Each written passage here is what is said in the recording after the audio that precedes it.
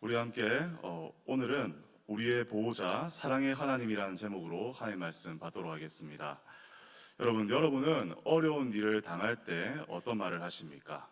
망했다, 끝났다, 죽겠다, 이런 말들을 하십니까? 아니면 기도하자, 다시 일어서 보자, 살겠다, 이런 말이십니까? 때로는 너무 막막해서 아무런 말도 하지 못할 만큼, 가슴이 답답해서 기도의 문이 닫힐 만큼 어려움을 겪을 때가 있습니다. 그때 저는 제 동기 목사님이 썼던 독특한 단식을 내뱉어 보고는 합니다. 특이한데요, 이 동기 목사님이 힘이 들면 주님 이렇게 안 하고 주님 이렇게 합니다. 주님 이럽니다. 그럼 이제 제가 그 생각을 하면서 저도 이제 힘들지만 주님 이렇게 하면 갑자기 웃음이 싹 납니다. 네. 그 동기 목사님이 떠오르기도 하고 또 그 어감 때문에 그런 것이죠.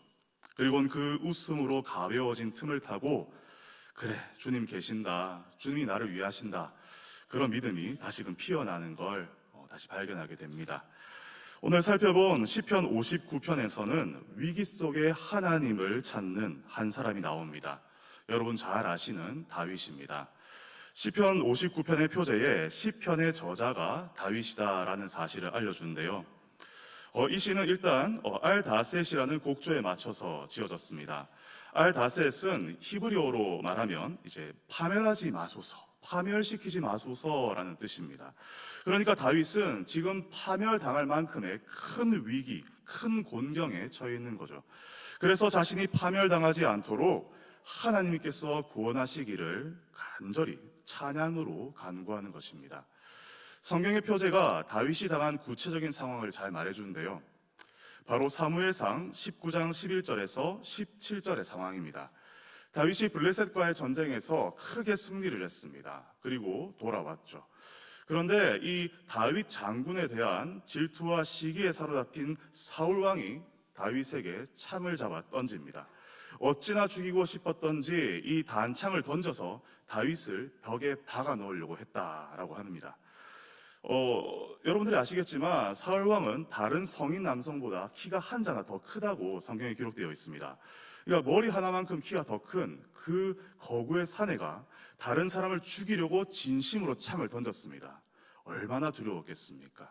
다윗은 그 밤에 집으로 쏜살같이 도망을 칩니다. 그런데 사울은 여기서 그치지 않았습니다. 자신의 부하들을 보내서 다윗의 집을 지키게 합니다. 아침에 집에서 나오는 다윗을 죽이려고 기다리게 한 거죠. 바로 이 절체절명의 밤, 목숨의 위협 앞에서 다윗은 하나님께 간구의 찬양을 올려드립니다. 1절입니다. 나의 하나님이여, 나의 원수에게서 나를 건지시고 일어나 치려는 자에게서 나를 높이 드소서. 다윗은 하나님께 이 위험에서 나를 건져주시기를 간구합니다. 여기서 높이 드소서라고 간구하는 건 높고 안전한 장소로 올려달라는 겁니다. 들어달라는 것이죠. 주님, 나를 아무도 손을 못 대는 그 높은 곳으로 올리셔서 안전하게 나를 보호해 주십시오. 그렇게 간절하게 부르짖은 것입니다. 여러분들의 목숨을 취하고자 하는 자들이 여러분들 집 앞에 이렇게 서성이면서 몰래 숨어 있다고 생각해 보십시오. 무슨 일인지 이 휴대폰도 먹통이 됐습니다. 112도 못 부릅니다. 자신을 구해줄 수 있는 사람이 아무도 없는 겁니다. 문 밖을 나서실 수 있겠습니까? 교회에 가지도 못할 것 같아요. 네, 무서워서 손발이 벌벌 떨리고 두려워서 어찌해야 할지 판단도 잘 되지 않을 것입니다. 그런데 그런 상황에서 다윗은 하나님께 간구의 찬양을 올려드리는 겁니다. 여러분, 이것이 믿음입니다. 다윗은 하나님만이 나를 구원하실 수 있다, 그 믿음을, 그 사실을 굳게 믿었습니다. 믿음은 여러분 이렇게 위기 가운데서 빛이 나는 것입니다.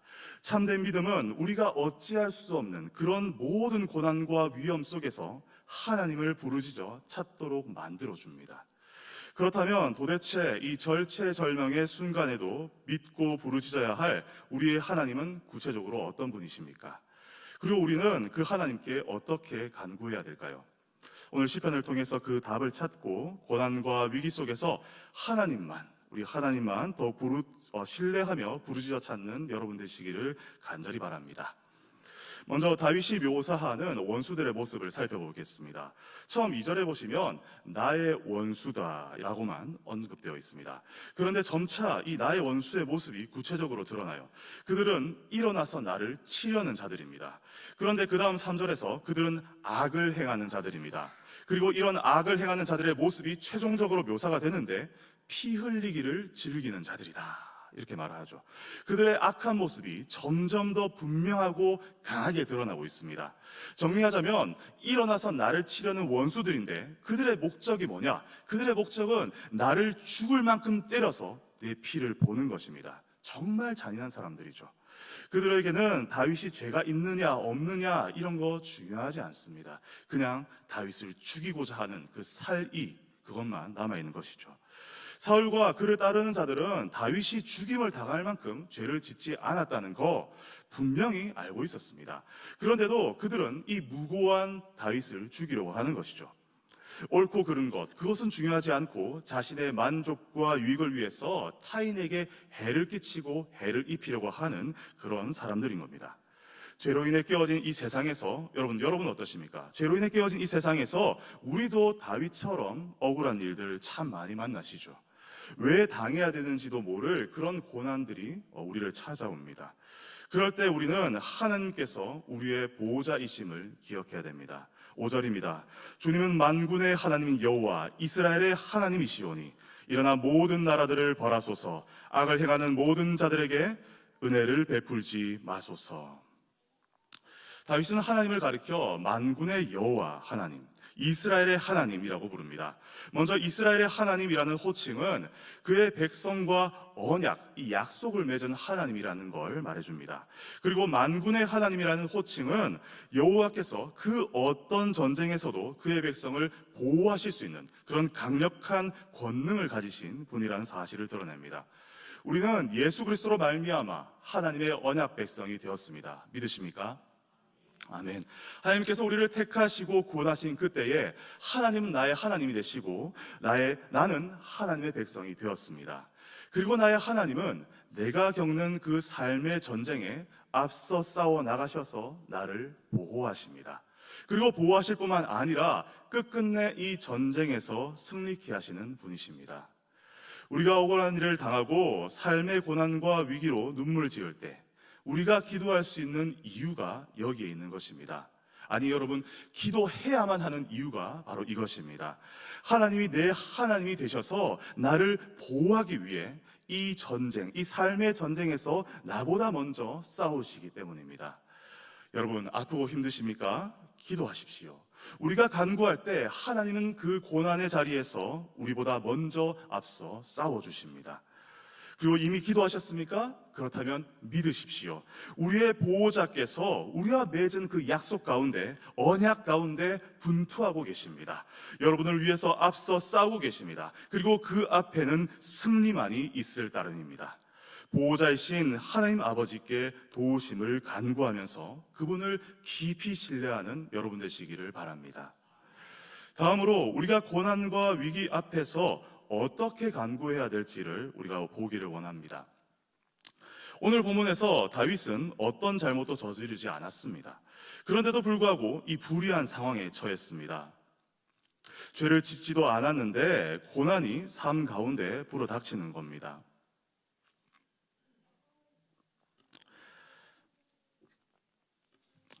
그래서 3절에서 그는 하나님께 자신의 결백함을 호소합니다. 하나님, 이거 제 잘못 때문이 아닙니다. 4절에서도 당당히 말합니다. 하나님, 제가 아무리 생각해도 허물이 없습니다. 어떻게 이렇게 자신 있게 말할 수 있을까요? 다윗은 하나님이 어떤 분이신지 잘 알았기 때문입니다. 10절에서 그는 이렇게 말합니다. 나의 하나님이 그의 인자하심으로 나를 영접하시며. 여기서 인자하심은 원어로 헤세드인데요. 헤세드는 하나님의 변치 않는 불변하는 그 사랑을 뜻합니다. 다윗은 하나님이 영원히 변치 않는 사랑으로 자신을 끝까지 만나주시는 그런 분이신 줄을 알고 있었습니다. 여러분, 이 헤세드의 사랑을 가지신 우리 하나님은요, 징계도 사랑 가운데 하십니다. 그분은 죄를 깨닫고 돌이키게 하셔서 더욱 아버지께로 나오게 하시는 분이시지, 죄책감에 짓눌려서 무작정 아버지를 두려워하게 만드는 그런 분이 아니십니다. 그래서 다윗은 자신이 죄를 짓지 않았는지를 자세히 살펴보고 나서, 그러나서 그래, 내가 특별히 하나님께 크게 지은 죄가 없다라는 그런 결론이 나자 이제 당당하게 말할 수 있습니다. 하나님, 제가 정말 회개하는 마음으로 살펴보았는데 제게 허물이 없습니다. 잘못이 없습니다, 주님. 어려운 일을 당한 성도님들, 정말 이렇게 상담을 하다 보면요, 때로는 이렇게 말하는 분들이 있습니다. 목사님, 제가 지은 죄가 많아서 이렇게 힘든 일을 당합니다. 나는 하나님께 이렇게 벌을 받아도 싼 인간입니다. 그래서 제가 구체적으로 이야기를 해봐요. 물어봅니다. 그런데도 물어봐도 무슨 죄인지가 명확하지가 않습니다. 그런데 이분은 죄책감에 사로잡혀서 자신을 채찍질하고 자책하고 있는 것이죠. 여러분, 혹시 여러분들 가운데 이런 인과응보식의 사고를 하고 계신 분이 있으시다면 그 생각을 그치시길 바랍니다. 여러분은 하나님을 오해하고 있습니다. 하나님은 여러분이 죄를 짓기를 기다렸다가 혼내시려고 호시탐탐 노리시는 그런 분이 아니십니다. 마치 몽둥이를 들고 여러분의 잘못을 기다리는 그런 호랑이 선생님이 아니라는 것이죠. 하나님은 여러분을 사랑으로 끝까지 참으시고 길이 기다리시는 따뜻한 아버지십니다. 물론 고난과 어려움이 찾아올 때 우리 자신을 돌아보고 회개할 큰 죄가 있지는 않은지 그런 것들을 살피는 이 태도는 정말 훌륭합니다.